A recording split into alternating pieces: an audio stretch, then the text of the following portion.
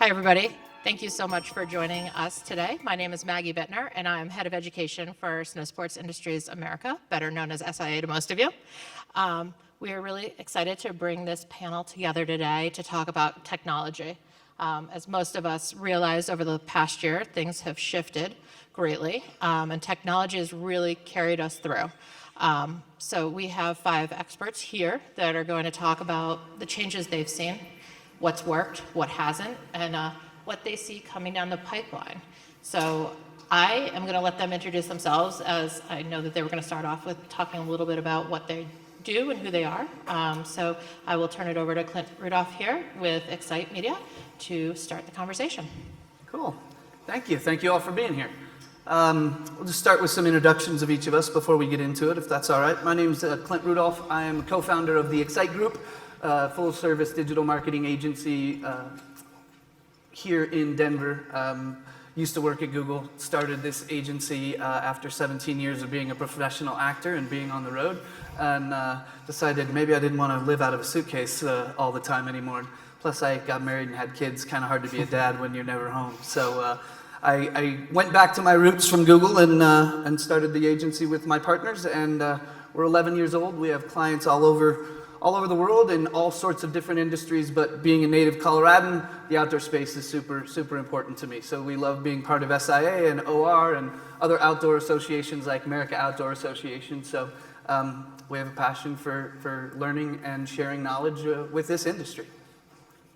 Very good. My name is Grant Effinger. I am the Senior SEO Strategist at SocialSEO, which is another digital marketing firm down in Colorado Springs. I work to create strategies for clients, figure out what they need to do, primarily within the search engine space, within Google, helping their brands appear as high as possible. I was never an actor, but I did sweep up hair at a women's hair salon right before this, and I wasn't very good at it, so. Hi, everybody. Thanks for joining us. My name is Mike Bhanos. I'm the Director of Business Development for AvantLink.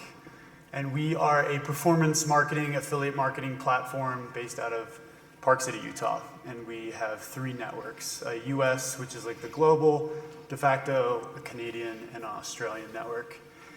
And we really, we help all of our business partners, brands, retailers, who are selling products online, really just drive more sales on a performance basis. So kind of really backing everything into an ROI that is really easy to measure, which is you drive more sales and you commission publishers, affiliates, ambassadors, YouTubers, you name it. Anyone that drives you traffic, we call them partners or publishers or affiliates.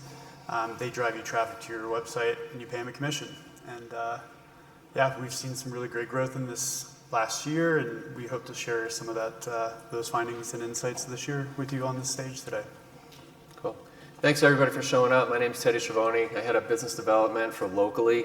Locally is an online to offline software platform. Effectively, we take inventories from local retail stores and we show live available inventory on brand sites.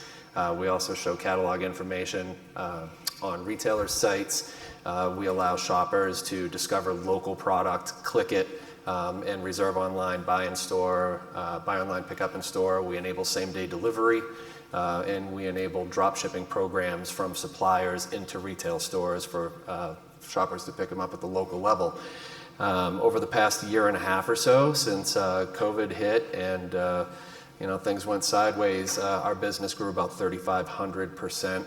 And so a lot of these guys here today that are going to talk to you about SEO, our company provides a lot of the data, catalog information, product information that fills what they do.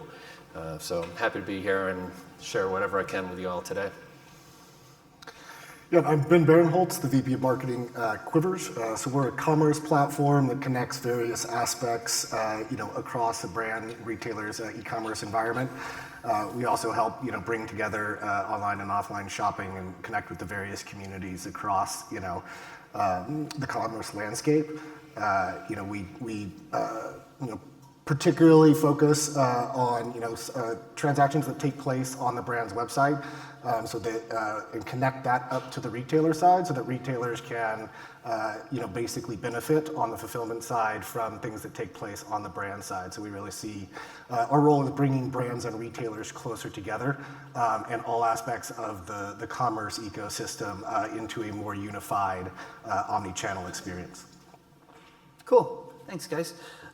So the pandemic obviously hit businesses right in the spine, right? And some good, some bad. I've heard lots of stories of 3,000 plus growth, and I've heard lots of sad stories of people who aren't coming back. Today I want to focus on sort of the former, right? Those success stories. What are we seeing at this crossroads of technology and innovation? It's going to take a while, I think, for a lot of businesses to recover fully. Our customers, no matter who we are in this room, our customers will never be the same again. And therefore, neither will any of our organizations, right? So how do we take what happened in the last year and use it in a way to benefit us going forward, right? So let's start with, from a technological standpoint, right? We've all been staring at colleagues, friends, clients through a little glass window for the last year and a half.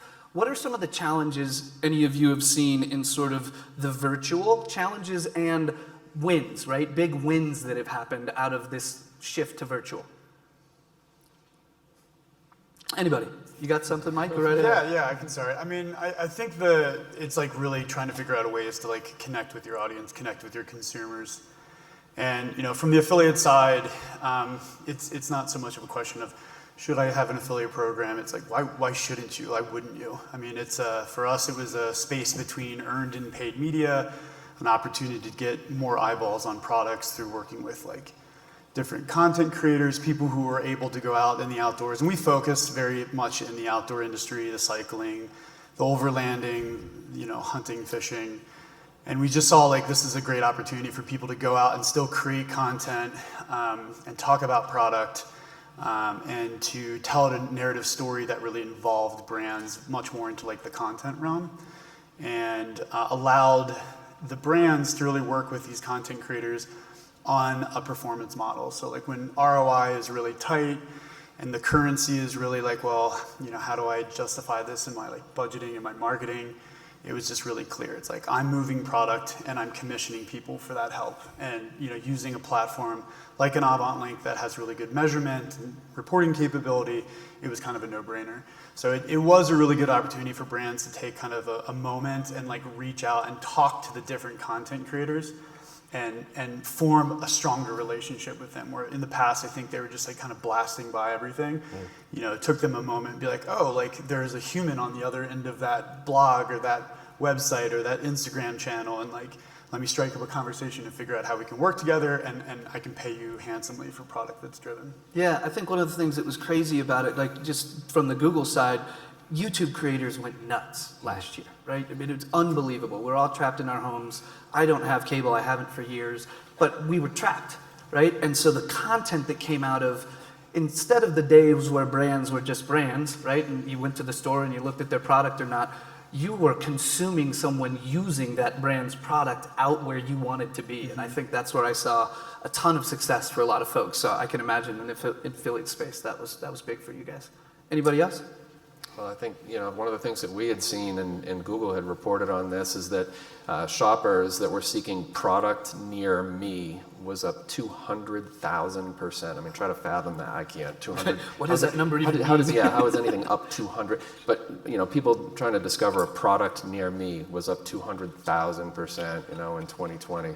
And, it really advanced, shopper adoption to using these tools and discovering products at the local level. I mean, supply channel just got squeezed, and it still is going forward. I think a lot of us in this room know, that getting anything into the country is, nearly impossible. And, what we're seeing is brands really shifting and moving less direct to consumer and really more into moving their inventory into the channel. And so it's become more relevant to understand where that inventory is at the local level. Hyper-local inventory. That's right, on the daily basis for sure.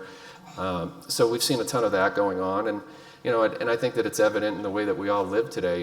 If I go back maybe about 5 years ago or so, I was at a management conference and some sporting goods event, and the keynote speaker had said that by 2025, 55% of the workforce in the U.S. would be remote workers. And I remember sitting back in the room and being like, "What? How's that This guy's crazy. How's that even possible?" But they were predicting it back then. And unfortunately, we went through what we did over the past year and a half or so that accelerated that. But some other things that accelerated, were shopper adoption in these technologies. And again, if you think back a little bit, a few years ago, if you went to the local Target, Best Buy, whatever, Lowe's, Home Depot, they had handicap spots out front, and then they had spots that were reserved for mothers with infants, right, or young children. And today, if you look at those same spots, what were mothers with infants are now numbered 1, 2, 3, 4, 5, 6, and you call a number and you tell them what spot you're in, and it's buy online, pick up in store, and people are running out to your car and delivering. And if as a brand or a retailer, if you're not adapting to these new shopper behaviors, you're already being left behind. So now's the time to act on it going forward. Yeah, 100%. Yeah, I think we actually saw something similar to that. I think there are slightly different takeaways on it, though. I mean, certainly, one of our realizations, I think, as a company and how we built our software was a while ago, right? That like all e-commerce or all commerce isn't created equal, right? Like you hear of specialty retailers, but we actually extend that as an organization to the brand at the consumer level, right? There's specialty brands and there's specialty retailers. And for us, our definition of that means like, these are companies that have, they've had decades, if not hundreds of years of product development. A lot of them are legacy companies. They're building things that are really specialized, and they're building them for consumers who have a really high demand for product info. Like these are, expert people. They, go in and they care about the tech specifications and they read up on it, right? And they care about installations and customizations and all the rest. And not to aggrandize it, but in some cases that can be a case between life and death, or certainly, serious injury. If you're a big mountain skier, your bindings are installed wrong, your boot fits wrong, that could cause some mistakes. So for us, it's like, these specialty brands, retailers and consumers kind of create a unique e-commerce or just commerce environment, right? That requires specialty tools, right? So that's like where I think the innovations and changing trends in the markets directly hits up with the technology. You need tools that are specifically designed for that. So like a tangible example is, I think, one of the biggest takeaways from COVID that everybody's probably super aware of, right, is the e-com boom. So like, yes, companies are starting to move back and think about physical inventory. I agree with that completely, but they didn't write it first. Everyone had stars in their eyes, and every brand out there, looking at some of you guys, started getting really eager and overexcited that D2C was going to save your life and save your world and was going to just be this boon. And you were going to get online and sell everything you ever wanted, and everything was going to work out great. We cautioned them from the beginning, right? And said, like, no, we really believe in the intersection between physical retail and the brand's e-commerce site, and they should work together. And a lot of brands, some of our best brands that work for us, some great global manufacturers, see that strategy and use us to do that, but others don't. We even had some that kind of walked away and go, no, we're going to do less of that sort of thing, and we're going to just try and have a go selling direct, right? And they turned out like it put a ton of stress on their direct fulfillment capabilities. They couldn't keep up, with the expectation for excellence in fulfillment themselves, and so it hurt the consumer journey, right, or the consumer experience, that is. We had one brand that came back to us and said, the CEO of this major ski manufacturer came back and said, hey, I actually don't think anymore that D2C is going to be a major part of our business. It's going to be a part of the revenue share. We're actually looking exactly to move inventory back, more at the local level, and look at things like ship to store and pick up in store and curbside pickup, as a big part of our business. But that was not before they got, swayed by e-com. So I think e-com is kind of this, elephant in the room that everyone wants to take advantage of it. The numbers went up, all the volume went up, everyone was benefiting so much from it, but it's not without its problems, right? And I think one very particular thing, not to draw on the last point on this. You're good. What we see there's something really, really important that I think a lot of people miss is that, yes, in the customer journey, when people go searching for a product, they might go, if you're in market for a ski, you might go online and search for skis or look for your local retailer or whatever, go into a big box store, go into a Dick's. What we found, research shows, it's very much the opposite for specialty consumers, right? Most of them are in market for a brand. Most of them have brand affinity, right? And it's because of the millions and millions of dollars, right? Hundreds of millions of dollars in case that the brands spend. Even if you're not a D2C brand company, you're certainly a direct marketing company. You are in a world where you are connecting directly with your consumers on social and all the rest. And most of the time, the consumer journey starts for those. I'm in the market for a particular K2 ski. What I do first, I go to k2.com. That's what all the data shows. The traffic is huge, and if you are if you're a serious person in a particular sport, snow sports, climbing sports, whatever, you type in blackdiamond.com. Like more and more often, the brand sees the customer journey starting with their website, so that really creates this preeminence of the brand's website. These are your customers who literally typed your brand name into the search engine. They didn't come to get it somewhere else. They came with the expectation that they wanted to buy it from you. So like, on the other side, like while e-commerce might not be the best thing to fulfill directly, that's where the transaction needs to take place, and that's where the buyer journey starts, right? And as soon as you're sending people off your site, if you send them to a retailer, the retailer is going to do exactly what a retailer is meant to do. They're going to stack the K2 ski up against 3 other pairs of skis, right? And you just took your K2 consumer and you put them in a store with a bunch of other people. Right? So from a brand's perspective, that's great for the retailer. For the brand's perspective, right, there is some customers lost there.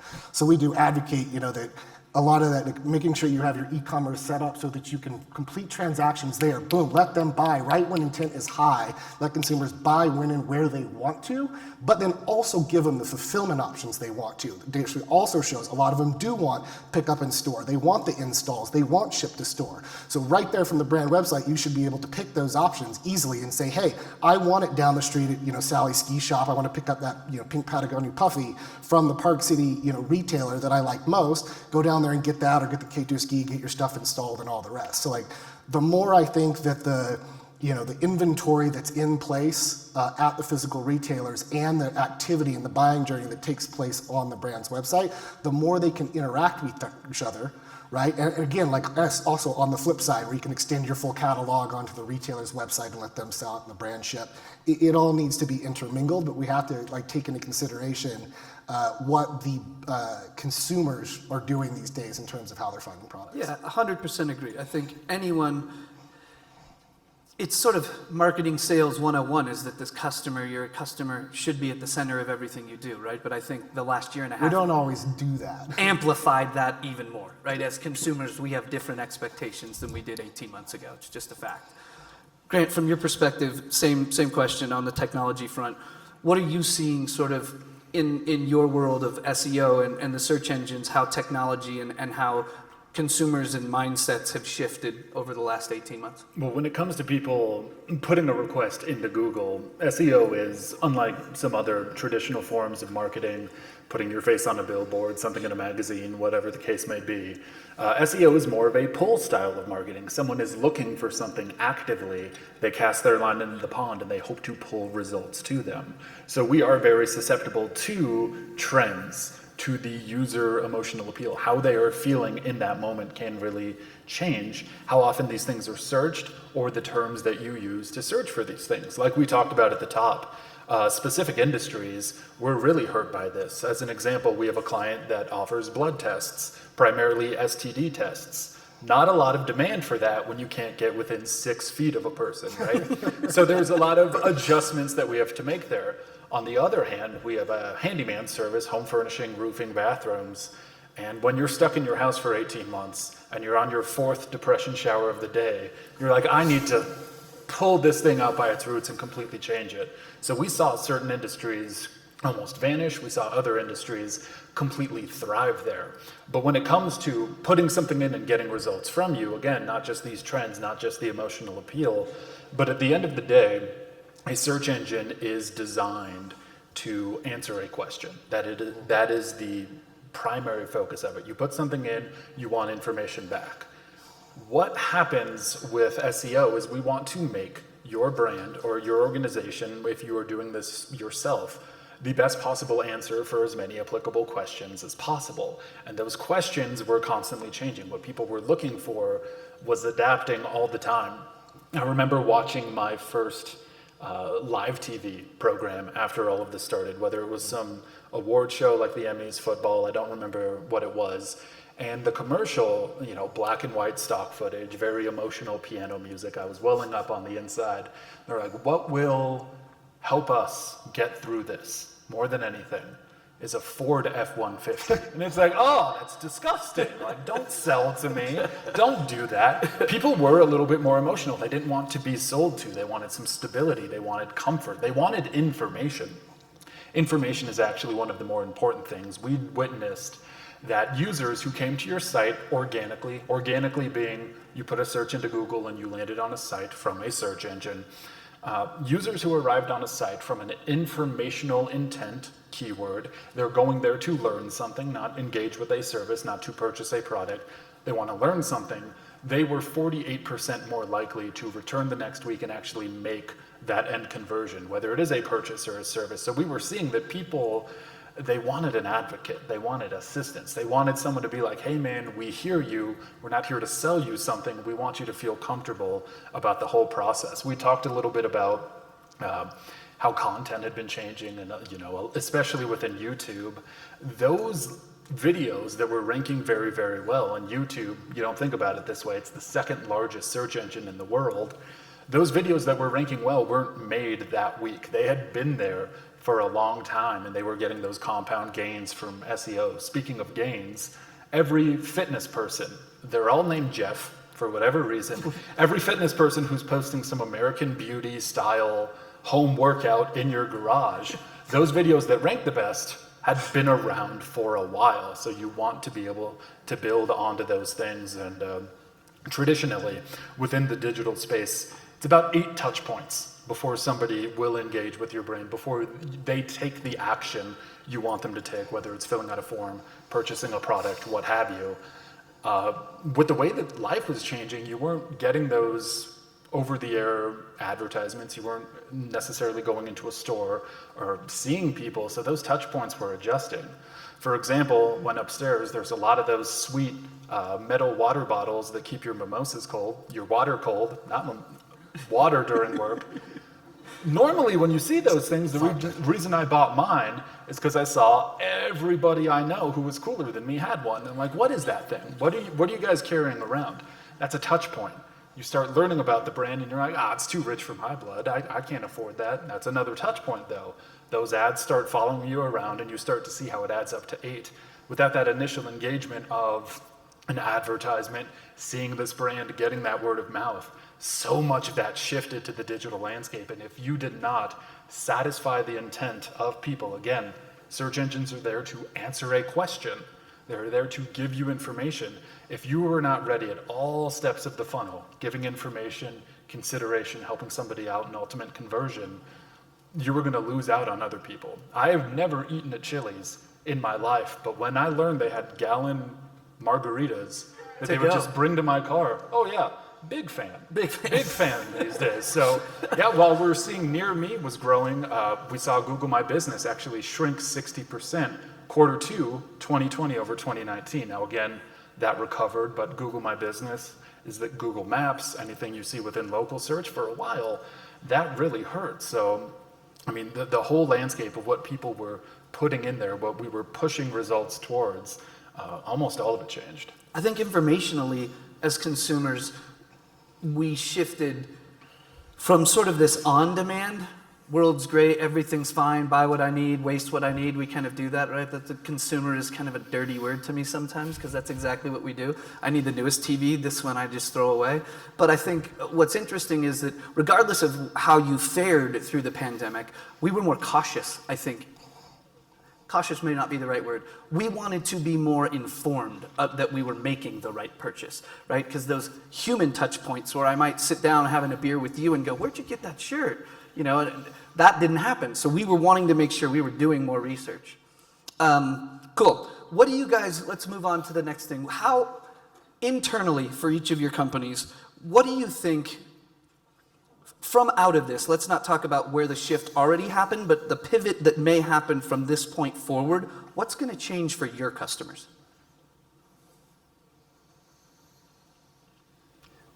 We're data driven. I mean, we're just purely data driven. Everything that, one of the things that's changing, and some of you guys can probably speak better to this than I can, is cookies are going away, right? Oh yeah. And with cookies going away, it's going to change the way that a lot of businesses operate. And I can't speak to that because I'm not the marketing expert that you guys are. But I'd love to hear from you, how you're going to adapt to that. I mean, for us, we're based off IP address. We always have been, and IP address is a public address, so it's not going to affect us, tremendously. But we can see that a shopper who used our platform with a particular IP address visited, this site, this site, this site. We can see, the products that they're looking at all the way down to the UPC level, and we can make some educated conclusions that, this individual is probably, a female, whose favorite color is yellow, and she's probably a 7.5 shoe, But I'd be interested to know, from you guys, how you're going to adapt, with your clients. Yeah, I mean, we've been working on cookieless tracking for quite some time. I mean, some of it's proprietary. Some networks are doing similar type things. But I think from a client's perspective, everyone is buttoning up more their digital presence. So where we used to see people have creative that kind of just sat around for a really long time, it's being refreshed more regularly. Data feeds, we built our business on the idea of an aggregated data feed, making it really easy for publishers to just access what product is in stock and what inventory is there and colors and sizes. And we built a lot of publisher tools that automate that onto the publisher's website, so it just keeps it really frictionless for the content creator. I think that's going to be really important as inventory swings. So those types of things, and then also the idea of search and people wanting to be informed, working, not necessarily content creators are exhausted. Figuring out what to write about is really hard. Yeah. And a brand doesn't necessarily have to sit on the sidelines and be well, I just make the product, you figure out how to talk about it. We're seeing more and more brands engaging with content creators to talk about what are some stories, or we have ideas on stories, and let's just ideate on some of that. And if you want to write it as editorial, you can, or if you want to take it and run with it, you can. And then also just there's a lot of AI type things that can create content on the fly. So just I think people are getting more apt to cleaning up their digital landscape, and at least in the affiliate space or the performance marketing space, there's always that kind of conversation of well, if I'm selling direct, how do I also work with retailers and distributors? Affiliate marketing is kind of you could look at cryptocurrency. You're not going to take all your investment and dump it all into crypto, maybe 3%. Affiliate is one slice of a very large marketing stack, and driving traffic to your .com and converting it or talking about paying for it on a cost per sale opposed to paying for it on a CPM or CPC just makes a total amount of sense. And you're getting lots of impressions and lots of clicks that benefit everybody, because they may not buy from the direct, but everybody else is hearing about the brand, and there's more exposure across other people talking about it and informative, and you're paying for it on a currency that has ROI. So I think that's what we've seen from our clientele. Yeah, it's an important slice, right? Like you said, I'm talking to my clients, it's not oh yeah, let's put 50% of your marketing budget into affiliate. It doesn't have to be that much. Maybe it is for some clients, depends on their needs. But what's interesting to me about it is, marketing 101, my philosophy on marketing is the first thing you have to do is understand your existing audience and how to leverage them, period, right? If you're doing anything else other than that first, you're doing it wrong. But the second thing is, now, after I understand my existing audience and how to leverage them, I go find new audiences. Affiliate to me is that awesome space where it's not pull and it's not brand.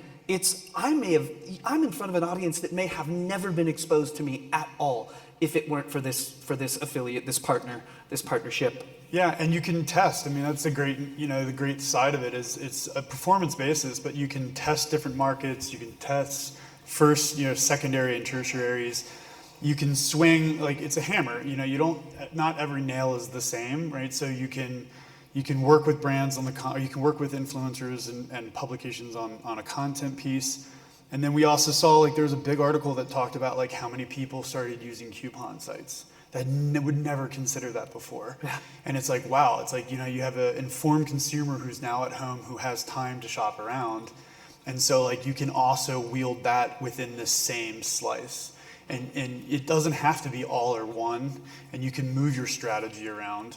But I think it's just like, you know, being more informed and being elastic. And that's, you know, playing in all of these different spaces to a degree that like, you know, you have some understanding and you can, you know, pick and pull which levers that you're gonna throw. Yeah, yeah.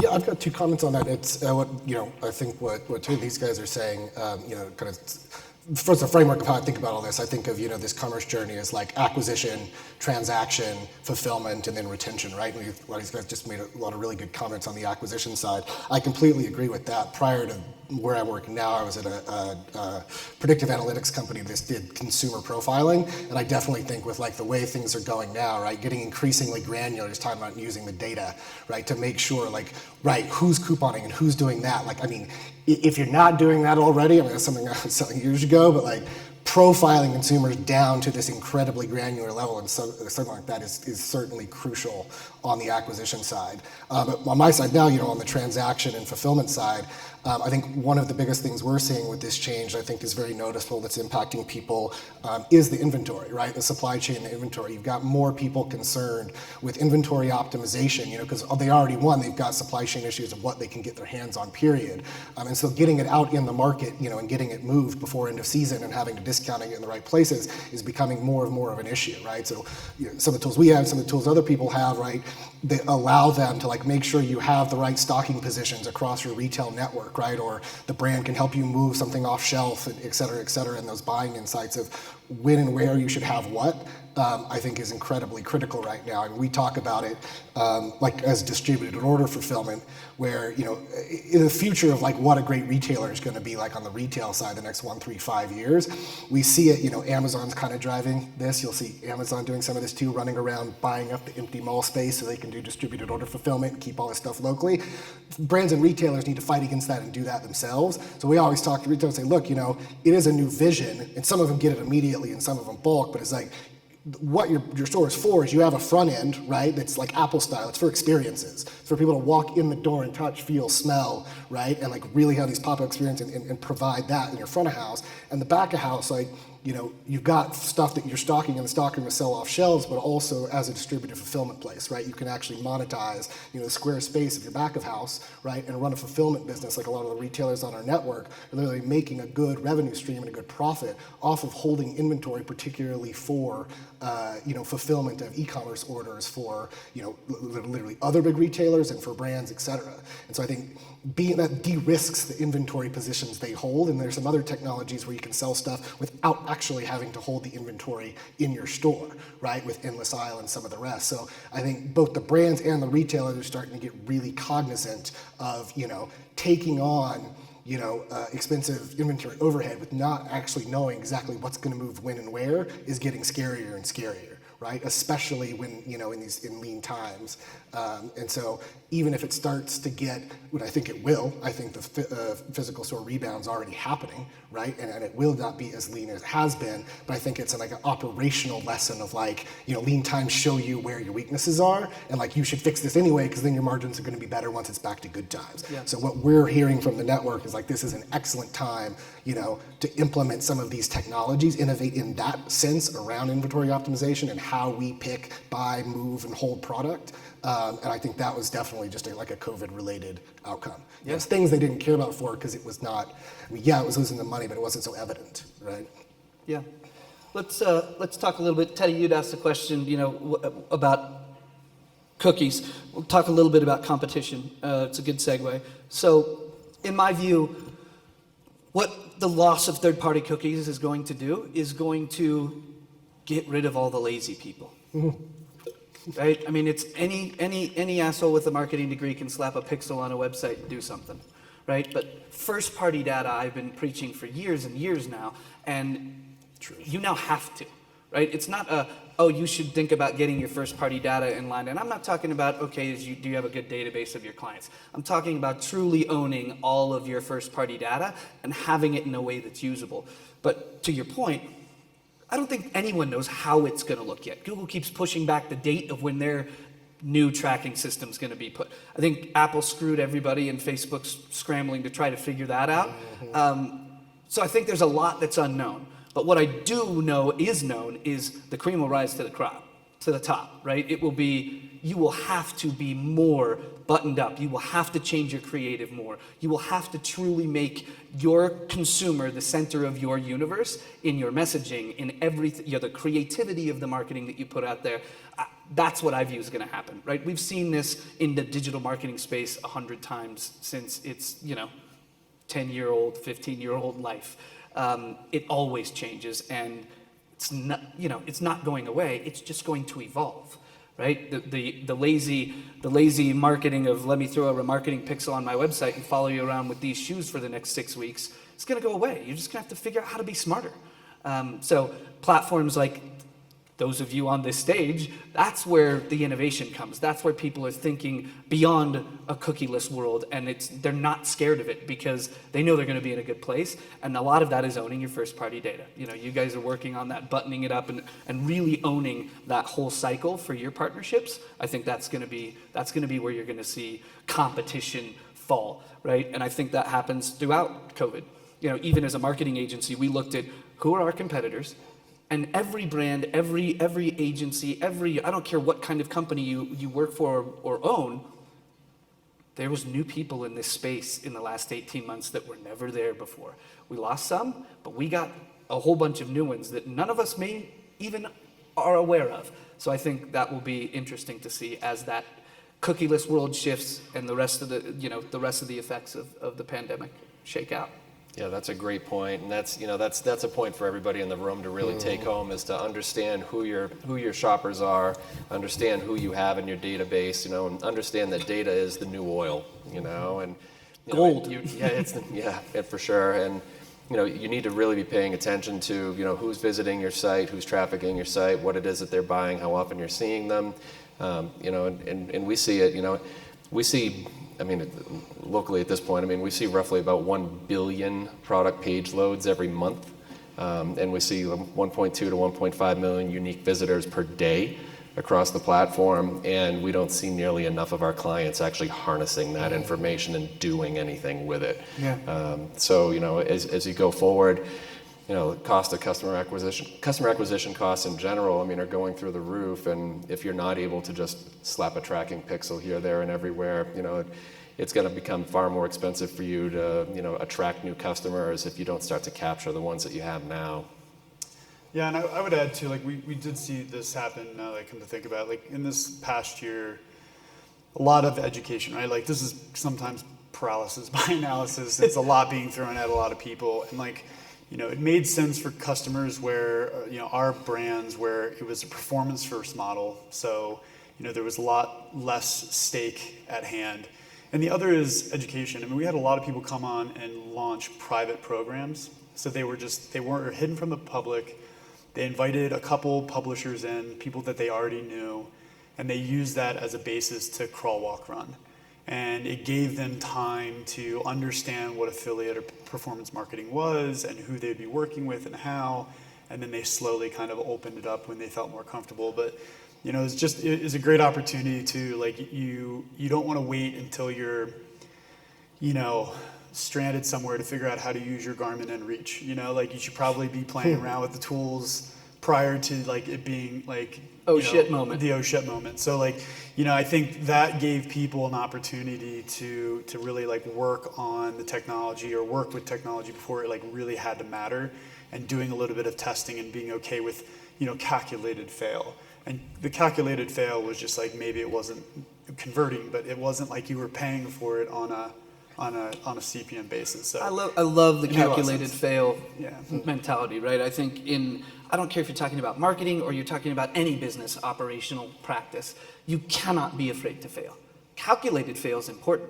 Don't fail to the detriment of your business, but don't be afraid to fail.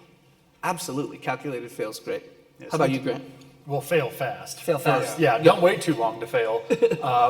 I think no one can overcomplicate marketing more than marketers. I think it's very easy to be like, ooh, there's a whole lot of gears in this machine moving this thing forward, and there certainly is. But at least when it comes to the content that's on your site, the text that is attracting people, that is attracting Google, strictly from an SEO perspective, there's 3 things that you can look for today. Look for while you're walking in the halls, while you're driving back home, maybe not while you're driving back home, but 3 things to look for that your site has. Number 1 is you want to look for information. Are you giving someone, are you teaching them something? Are you satisfying an informational intent?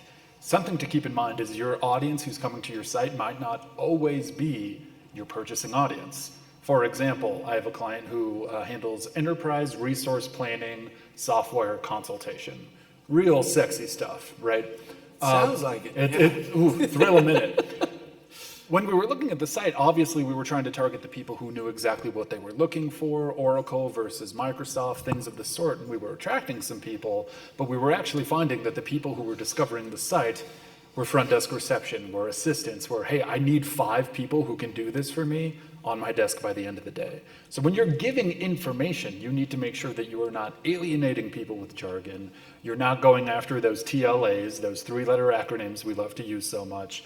If you are, for example, trying to rank for rhinoplasty, you need to rank for nose job as well. You need to make sure that everyone understands what's going on. So teach your users something. Give them something that they may not even know that they need if they're looking for. Let's take, for example, a bike that can help with commuters who are going within a city to get to work a little bit faster. Talk about why that might be important, how they could save money, how it could overall improve the environment, whatever the case may be. Offer that information first, because they may not be a purchaser until they engage with your brand in that way. So information is one. The next one is value. Value is not your good or service. What are you actually giving them? In the case of that commuter bike, it's not, hey, this is made with prestigious materials, we have a trademark, we have all of these things. It's going to cut your commute down by 50%. That's what you're selling somebody. It's not a bike. Make sure that you are telling someone exactly what the utility of your item, good, service is. So information is one. The second one is that value. The third one is stability. Like my example with buying buckets and buckets of margaritas at Chili's. That's because it was something normal. It was something I could rely on. Is this a brand that you can trust? Is this something that, hey, we can actually help you solve this problem and you can believe us? Here's testimonials. Here's examples of it. We will walk you through the process. We're not just going to love them and leave them. You purchase something and then we don't help you out. Help them with setup, help them with assistance, customer support. It's that information, that value, and that stability that's really going to attract people to your site. Don't tell my CEO this. He's much faster than me. He can catch me. But SEO is simple. You don't need to hire a marketing firm for it. 90% of it is 3 things. What are people searching for? What are they actually putting into the search engines? You can find that for free. Google Keyword Planner. There's plenty of tools out there that are budget neutral. The second one is write content around that intent. If someone is searching for this, what are they looking for? Do we have text that satisfies what it is that they're looking for? And then help point some links to that content. Share it, get some content syndication, social media, affiliate, any sort of other thing. If you figure out what they're looking for, you build content around it, you point links to it. That is 90% of what I do. Yeah.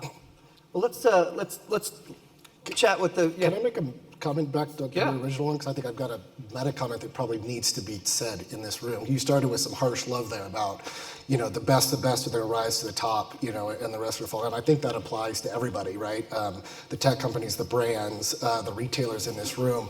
I think, the topic of this panel is technology and innovation. For me, and I've been selling, in marketing technology for 10, 15 years. And what I found, like the biggest, stopping point to innovation is just inertia. Right? And this is kind of like a compliment and a criticism.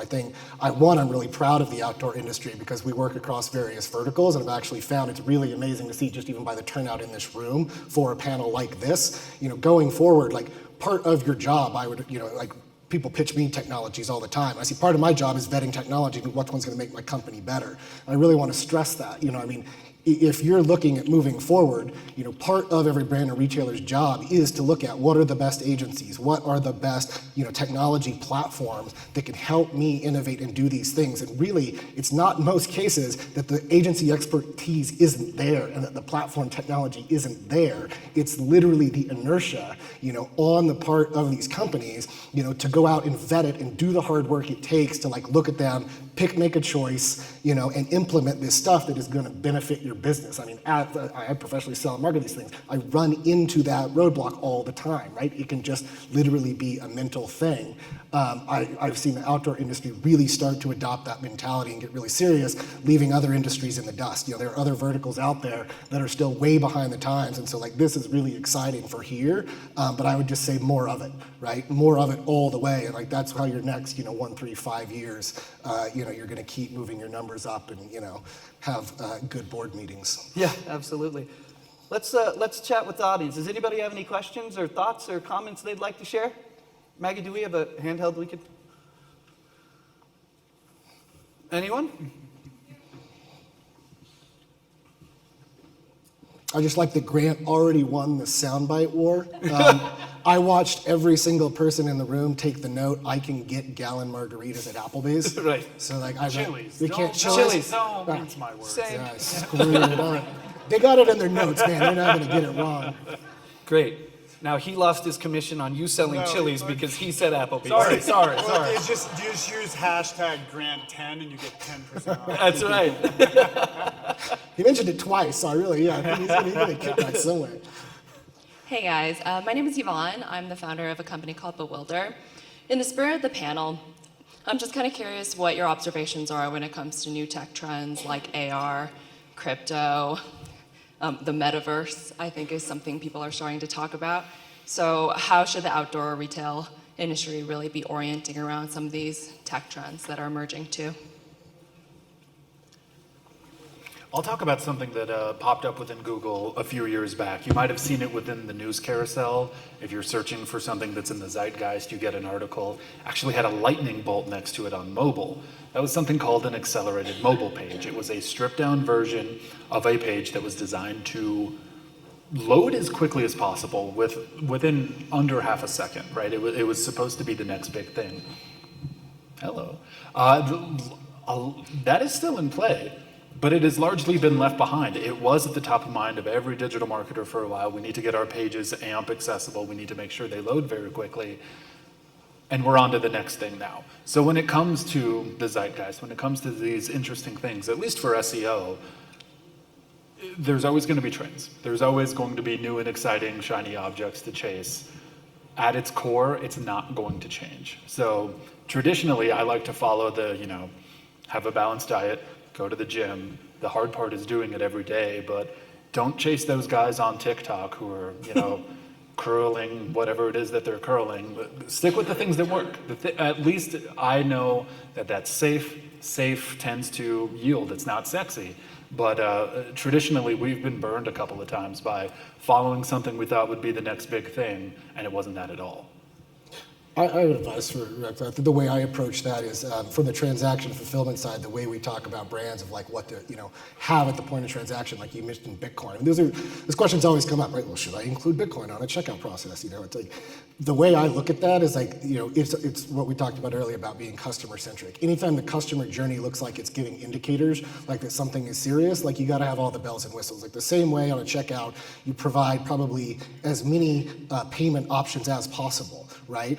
You might have PayPal, you might have Klarna, you might have all this, and the question is, well, how many of those do I need, and which ones do I need? The answer is just which ones the consumers want, right? You need as many as is going to give them the journey that they expect, and it's the same on the fulfillment side. Brands realize, why do I need this type of fulfillment? Why do I need this pickup? What is this? You need whatever it is to meet consumer demand. So I think the work there is figuring out which of those trends, actually comes with real demands, is going to turn into money. If there's enough consumer demand out there for payment in Bitcoin, yeah, you're damn right. You should get it in the site and get it fixed and get it done and move on. And if Bitcoin goes away, you take it down. You got to be open and flexible to meeting the customer, the way they want to. No one wants to hear this, but obviously the Amazons of the world are teaching them that they're going to, get to shop the way they want to shop. and you're not going to fight against that. Brands and retailers have to be just as good at meeting consumer demands as some of these other companies that are, trying to set the bar. I mean, frankly, we should be setting the bar for that as well. Yeah, and Yvonne, we're doing an integration right now with AR, and I'm really surprised by how fast this can load in the way that this widget runs, and how it basically is just passing JavaScript through this widget. So, if it's something that you're considering doing, I think that you'd be tip of the spear on that. I haven't seen a lot of it, and what is available is really pretty efficient. If you use it right. We have to build specific pages in order to run it, but what I'm seeing with it's all there. Yeah, I think along with AR, you have VR, right? And I think one of the things that I love about the outdoor space is we live, work, and play in some of the most beautiful places on the planet, right? In the world. We've always had awesome product shots. We've always had great photography. But AR and VR could change that a little bit for us. And as we were as an industry before, I think us as front runners in adopting that and making that happen will be the same thing, right? Like I think that will be an important piece to look into. Anyone else? Yeah. Quick question. You guys have talked a lot about content, right? Content is key, and obviously being creative with your content is something that really sets you apart. Be curious as to what's maybe one thing each of you have seen here over the last 6 months, a year, that somebody's done, from a creative content perspective that you thought was maybe different or unique that, might help inspire some other people here. I have a client that in the restaurant space, and it not necessarily, I'll give the example, but I think it's more the reason that they did this that's important in this instance. During the pandemic, obviously, restaurants, bars shut down. Small mom and pop restaurant, right? We did some local SEO for them. That's about it. They weren't a pay-per-click audience. They didn't do much of physical marketing. We helped them with content, and we made them a very beautiful website. But outside of that, they didn't do much. When the pandemic hit, it's in a part of town that has a lot of restaurants, and a lot of people shut down. They didn't apply for PPP. It was very confusing. They didn't know how to, and a lot of places just shuttered and said, we're going to wait this out. And these guys said, we don't want to. What can we do differently? And they ran an OTT and CTV campaign. If you're not familiar with that, over the top or connected television. All of the streaming that we all do, Roku and all of these things that we all cut cords, and now we have millions of places on Hulu and other places that we watch stuff. It offered them an opportunity to be hyper-local with a commercial, right? So they could pick an audience, pick a demographic, pick whatever, and what they did was be authentic. We're a family-owned business of 35 years. We are trying to take care of our family throughout all of this. Please let us help take care of your family and come order takeout from us. And they ran these commercials in very hyper-local areas around their target market. And what ended up happening was it went remarkable for them. So what I would say, not that the example is the answer to your question, but the authenticity, I think, is what I've seen out of all of the pandemic. The authenticity of those that are creating content is what's resonating with us right now. Certainly it always has in the outdoor space, right? I love summer outdoor space and winter outdoor space, but all of us have been on a whitewater raft trip with the family in front of you that's throwing thin water bottles in the river. But you're like, I'm going to lose my mind. I think we have all been very conscious of the environment and our world in this industry, and that authenticity needs to ring true in our messaging to our consumers, that it's not just the coolest new ski, the coolest new thing, but authenticity would be what I'd say is the biggest key for me in that content. Yeah, we saw some really good, we have a bike brand that released some product over the last year, and they used much more of like organic feel, and I think it speaks to kind of like that water bottle comment that you had made where you kind of kept seeing it come up, but they used more of their organic ambassadors and influencers, and they knew their market, they knew their targets, and they knew the overlaps, and they brought the product kind of to market that way, which was interesting. I mean, it felt like it just kind of like came in from behind the scenes, but it was definitely recognized and noticeable. Awesome. Well, we got 5 minutes left, so we're going to have our last question. Thank you guys for participating today, and thank you all for coming as well. Appreciate it. Hope this was useful and helpful for you. Some smart. Oh, we got one more. Sorry. Yeah, missed you. My back was to you. I apologize. It's a lot of pressure for the last question, but just on a high level, what are your thoughts on NFTs? Anybody have any? No. Oh, boy. Does that make you order 2 gallons of margaritas? Do not typecast me. I'm a complex man. I don't have an opinion yet. I think it's a wait and see. I think it's an interesting concept. I happen to think it's the next shiny new object to fall away. We'll see if I'm right or wrong, but I don't have enough context, I guess, to have an actual opinion on whether or not it's something to look into or not. Cool. All right, guys, last question. Awesome. Thanks again. Smart guys on stage. So let's end with, what are your thoughts? Whether you're talking to your clients, you're talking to consumers, you're talking to friends, whoever, people in this room, what do you need to change in your business to stay relevant now?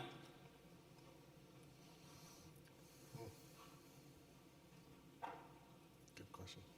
NFTs. Gallon margaritas at lunch. I think oh no, what did I think? It was right there. Ooh, that user first that we've always talked about. It is so easy for that to become a platitude that we all get used to. You know, like the most boring company you've ever seen in your life saying work hard, play hard. It's like, it doesn't mean anything after a while. But we have seen such remarkable improvements by catering to individuals, to brands, to actually like being an ally for them in many ways. Something so simple in one particular case, just the most minor change of all, changing something from contact us to request a call. It is the exact same thing. You fill out a form, some dude's gonna call you within a day, but you feel taken care of. You feel like somebody is there for you. You combine that with, again, the 3 things you should all be looking for on your site. If you have that information, if you have that stability, if you have that value, just take care of people and don't do it in the work hard, play hard kind of way. Like, what would you be looking for if you were looking for this? Talk to someone who doesn't know the site, the brand at all. Be like, what action do I want you to take? Do you feel like I care about you? Do you feel like I'm selling you something? Give it to somebody who's never seen it before, but take care of the people who are already there. I mean, getting someone to your site is exciting, but if they don't do what we want them to do, they might as well have not shown up. So look after those people who are there. Yeah, I would say, I mean, this is probably maybe a generic answer, but I think, you know, we all get so good at what we do, or we feel like we just become experts, we forget to be students. And we saw a lot of this year, people reaching out and just wanting to get educated about, you know, performance marketing and affiliate marketing, and we're all doing that. And I think it just lends to, you know, always be inquisitive, ask questions, make hypotheses, and take some calculated risks. I think that's really critical for businesses to grow, and that's a change, is to not be so set in ways that you're not willing to ask questions. I mean, if you're right all the time, how are you learning? I think a couple of things here. One is, for the retailers in the room, I would say UPCs. If you're not using UPCs, then you might as well just be set up on an island by yourself somewhere in the South Pacific. If you're not using UPCs, then your systems, you know, fold. So that's my number one advice for the retailers in the room. And then the advice that I would have for both the suppliers and the retailers in the room is, you know, use the technologies that you have in your hands. Learn how to use the technologies that you have in your hands. You know, I bet that everybody in this room has dashboards with lots of really valuable information that they're not using, and spend some time on that. You know, don't try to outthink yourself, because you might actually have a whole lot of answers just sitting right there in your lap and you haven't touched it yet. Yeah, my perspective is obviously the technology side too. I think one of the things we've heard that, like, you know, we really, like, we started changing as a business that we're focusing on is just, you know, integration. We different words for it: integrated commerce, collaborative commerce, connected commerce. What we've heard is, you know, I think, you know, e-com film software is basically where ad tech was 10, 15, you know, years ago. I used to market that stuff. At one point, it started off, there was like 1,200 ad tech companies, and then there was like 5,000, and there was 10,000, there was 15,000 ad tech companies out of Silicon Valley, all selling their goods to you guys, right? To big brands and retailers and saying, this advertising technology is going to change your world. And it was absolutely untenable to sift through it all and try and figure out how to put your stack together. And so over time, that industry consolidated, and there was a buy and all came together, and these days that things work a lot better. I think e-commerce and fulfillment, software, as a lot of this commerce stuff is in the same position. So for us, what we've heard from some of our major marquee brands is like there's too many half-baked platforms, things that do this, and they're very niche, and they do this, and they do this and this, and like getting that all together is practically a full-time job. So for us, like we're really focused. Change for us is developing a really cohesive, omni-channel, robust platform, right? That connects. They're basically where we take a point of view on that for the brands themselves and go, here are the various pieces, and we're going to bake them into our platform. And if we didn't build them and bake them into ourselves, we're going to integrate with all the rest that you should be playing with, and like really get that together. Almost, it's practically enterprise grade that you can just roll out and do a lot more things, because we're hearing very viscerally that's a major pain point right now, right, is just playing across so many different things. Technology is great, but technology can also be very overwhelming. Yeah. Awesome. Well, we're going to stop because we got another one coming in after this. On behalf of SIA, enjoy the rest of your show. Thank you so much for being here today. Take care.